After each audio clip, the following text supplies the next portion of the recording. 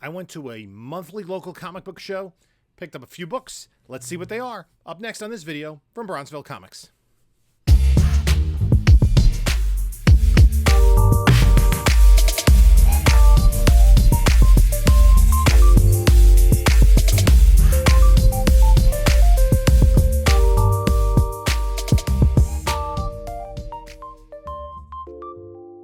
Hello, panelologists. This is Jim from Bronzeville Comics coming to you with another video. You know what to do. Like, comment, subscribe, check out the description, all that sort of stuff. So I went to the local Route 110 show in Melville, Long Island, New York. They are the third Sunday of every month. The weather had been a little dicey, potentially. The prediction was for snow. Overnight on Saturday, really, we got a wet dusting, and then it was rain today. And it was much warmer. So I headed out to the show. Let's take a look at what the show floor looked like.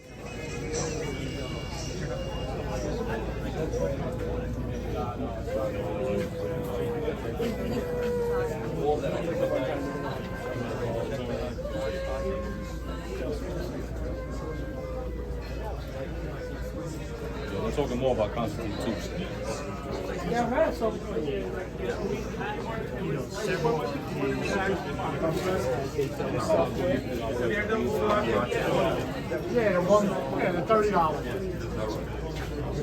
Okay, I just wanted to look for a good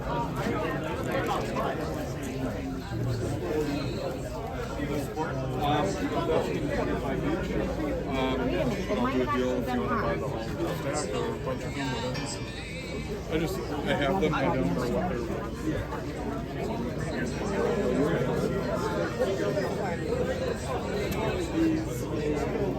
Tell me what you guys might know.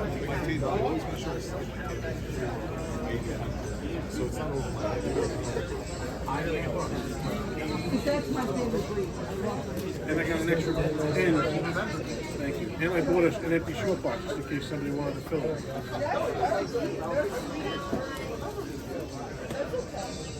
I'll throw the box in for free.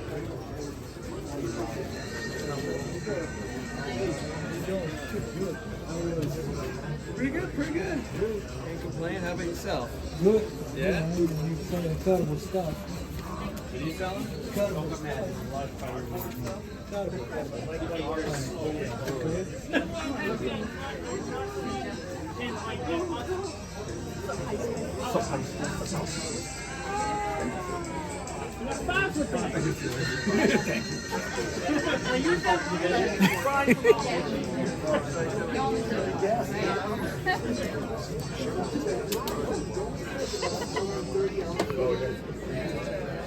We have on the phone.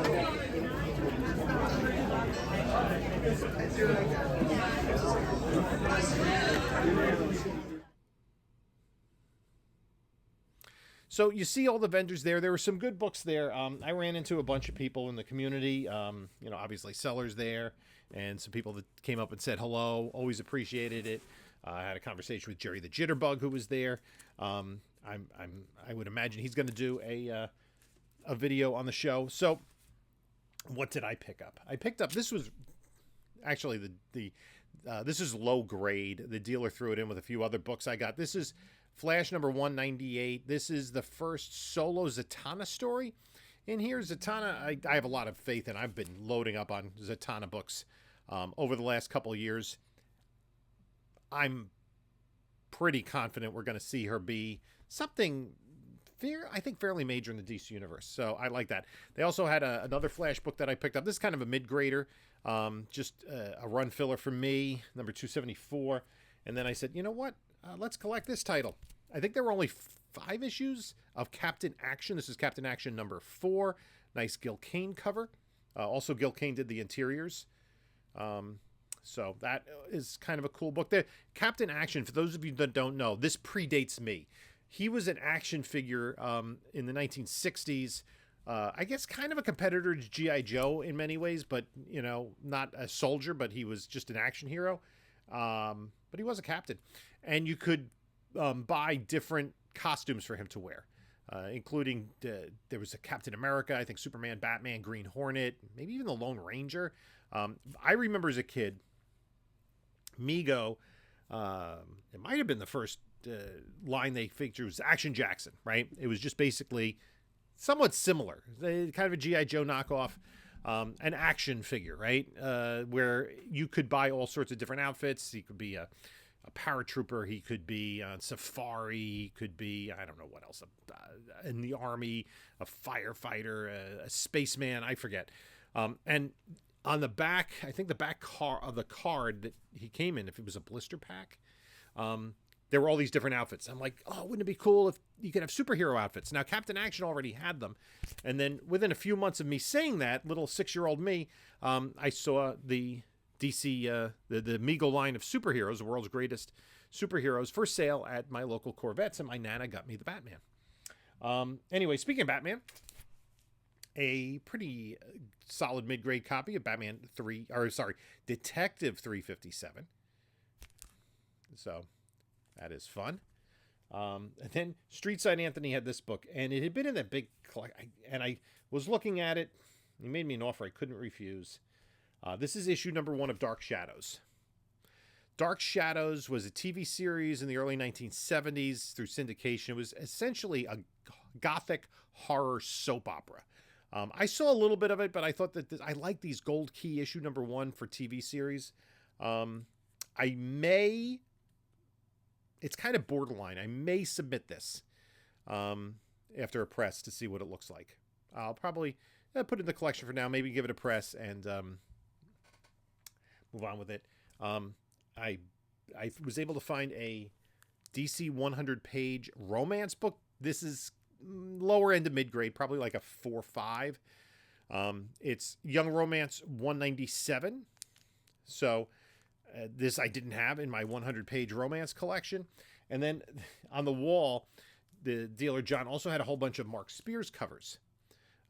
Monsters and some of the DC variants. I picked up this Shazam. This is issue number 19 of Shazam by Mark Spears. And he's like, oh, you big Mark Spears fan. I said, I like it. We talked about reading the series. He's read up through issue 3. I only read the first issue. And I said, you know what? It's more that I'm a kind of a Shazam fan, and I think this is a cool cover. At this point in time, I'm getting Mark Spears, any new books, any variant covers that he's coming out and picking up, just because it's so hot. I should probably pick up a couple of each. Then this, I need to bag and board this one. I couldn't get the tape off the bag. Nope, that's a smaller bag. I need a Silver Age. No, that's golden. Silver's a big pile here. Sorry. There is a little bit of an organization reason behind me. I've had a bad organizational weekend. I unplugged something near my computer, and it basically shut everything off that was plugged into those outlets. Caused me much consternation. This is Superboy 195. This is a pretty solid copy. This is the first appearance of Wildfire in the Legion of Superheroes story. Here, nothing to do with what's on the cover. But Firestorm was one of my favorite Legionnaires growing up. Basically, this guy, he gets exposed to radiation, becomes just an energy being, and has to have a containment suit. And he sacrifices himself in this issue. And spoiler warning, he does come back a little bit later on in... I forget the exact issue. It was a 100-page super spectacular with the green with the like sea monster on the cover. Yeah, he was a favorite of mine. Kind of had an attitude, sort of like Green Arrow did in Justice League. So this is a first appearance, and for the right price, I always pick up those DC first appearances. Then there was a Shazam. They had a couple. This was the one that was in pretty solid condition. And then I picked up this from the same vendor. Pretty nice copy. This, I think, is from 1959. It's Adventure Comics 264. I think it's like a 5. Right? I'm trying to work on Adventure Comics 247 forward. I'm missing a few issues here and there. The biggest one is 247, the first appearance of the Legion of Superheroes. That's a pricey one, but just kind of fun to fill in with solid grade copies. I went to another guy that I know. I've seen him locally at the flea markets, yard sales and stuff. And I picked up a few books from him. One, this he just had for $15. And if you've been watching my CGC videos, and if you haven't, shame on you, my CGC census count videos, Major Inapak, the Space Ace, was, I think it's Magazine Enterprises or something like that. Basically, there's a whole story behind this. This is only an 8-issue book, 8-page, 8 full, 8. What's the word I'm looking for?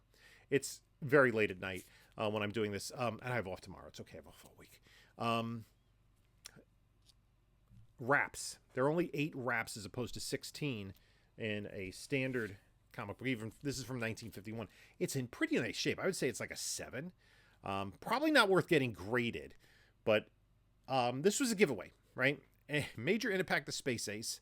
It's sci-fi 1951. It was a chocolate flavored powder that you would add to milk that had vitamins and minerals and would make you healthier. The ads in this are actually hilarious. I gotta, you know what? Let's take a look at these. I was sharing these with my wife and kids tonight, and it was kind of a competitor to Ovaltine. My wife turned her nose up. He goes, "Wasn't Ovaltine like a competitor to like Nestle or something?" I'm like, "Yeah, not really. It was totally different." So we have. What are the world's great discovery? Writing, the wheel, the electric bulb, flying, television, the atom bomb, and Inapak. 11 vitamins and 9 minerals for husky bodies, strong bones, sturdy muscles, sound teeth, steady nerves. Normal growth, clear skin, normal vision, glossy hair, good red blood, healthy appetite, and plenty of pep. I think that was the same things that they touted that smoking could do for you back in the 1950s. And then there's a similar... ad on the back. This is really pretty well intact. There is some color bleed on it, but that's about it. Here's the way, kids. For pep like that majorette, for power, for health, for hustle, drink Inapak in your milk. Makes a swell chocolate-flavored drink. 11 vitamins and 9 minerals, in case you didn't know. And then another ad for it. It was basically, I think this was distributed free by Inapak, but I was just kind of, this doesn't have a whole lot of value. But I just could, for the price, it's a fun book to have in the personal collection. That's going to stay PC. Then I completed a run, the 7th and final issue of Secret 6, solid mid-grade copy. It's like a 6.65. Then I grabbed 2 keys. This is Action Comics 267. This is the 3rd appearance of Legion of Superheroes. And in this one, it's the first appearances of Chameleon Boy, Invisible Kid, and Colossal Boy. They are the new members that we meet in this issue. I think Supergirl meets them, as a matter of fact. This is about a 4. It does have some water staining here and some creasing. But I've only had this in really low grade. But those Legion first appearances, you know how I am. And then working on my Adventure Comics run, 275. This is a minor key. This is the origin of the Superman-Batman team, where Clark and Bruce meet up as kids and look into the future scope. Is that what they call it? Time telescope. To see that they're going to be Superman and Batman in the future. Then I did some bin digging, and this was like, these were like $2 a piece from a couple of different vendors. They were like two $2 vendors that I dealt with. And one, I picked up Teen Titans. This is issue number 8. This is the first full appearance of Ravager, who's the daughter of Deathstroke. And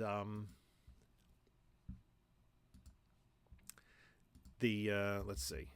I also picked up, there are a few there, and these are all in pretty solid shape. These are all going in my spec pile. This is from the 2003 run. Rose Wilson is the Ravager.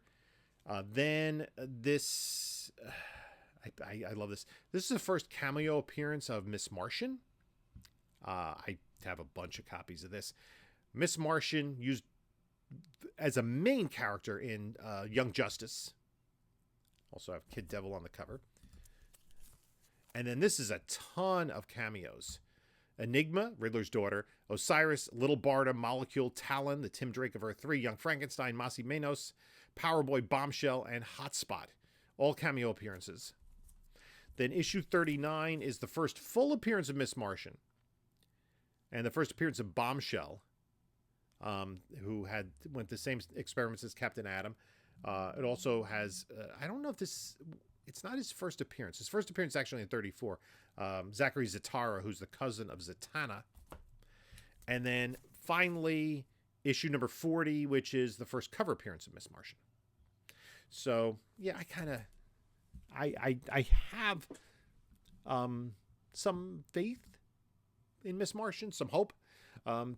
James Gunn has said that the successful animated projects might inform what they're going to do. And again, she was a huge part of Justice League, one of my favorite characters in that, Young Justice run. And it was the same vendor that I also picked up this. I have another copy of this. This is Warlord 55. This is the first appearance of Arion, the Lord of Atlantis. He had his own series and did play a major role in the first issue of Crisis on Infinite Earths. Was one of the characters that was called. He's an ancient Atlantean. Does have connections to our Aquaman. Did have to Power Girl. Another vendor had $2 books. Action Comics $5.95. The first Silver Banshee. A newsstand edition of Superman 53 with this classic Jerry Ordway cover. I don't have the entire run of Batman Gotham Adventures. So number 56 I needed. Black Canary number 1 of the limited series. This is her first solo book. Defenders 113. This is the first cover appearance of the Power Princess. And I think a couple of others. Nuklon, is it? Or whatever they call him. Who's the Firestorm version. There's Power Princess there. They basically, remember, Hyperion is Superman. And Dr. Spectrum is Green Lantern. And so on and so forth. So, yeah. Basically, their Justice League version. Picked up this strike file. This is the addendum to the Executioner song. Storyline, Firestar number 1, her first solo series. It's a tiny little speck throw in for that. Superman number 1 from John Byrne. And Booster Gold number 20, which does complete the run. And this is a pretty nice copy. It's a very fine year mint. Or better. They had a couple of freebies that they gave out, which need bags and boards. Pardon me. I do need more modern bags and boards. I probably should just go all silver just to give the modern books a little bit extra shape. Because every time you have like a thicker modern book, like a trade paperback and annual, it doesn't really fit. Oh, there's 3. None of these are really major books. But at least 2 of them are from good runs. And the third one I might just keep as a reader copy.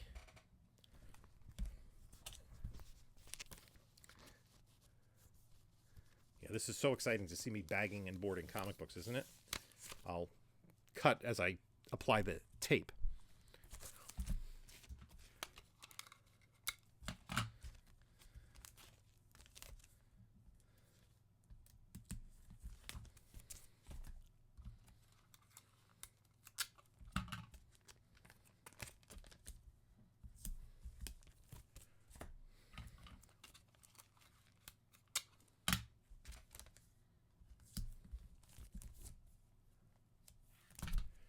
So what did I get? I got these. He threw in a pack of free books.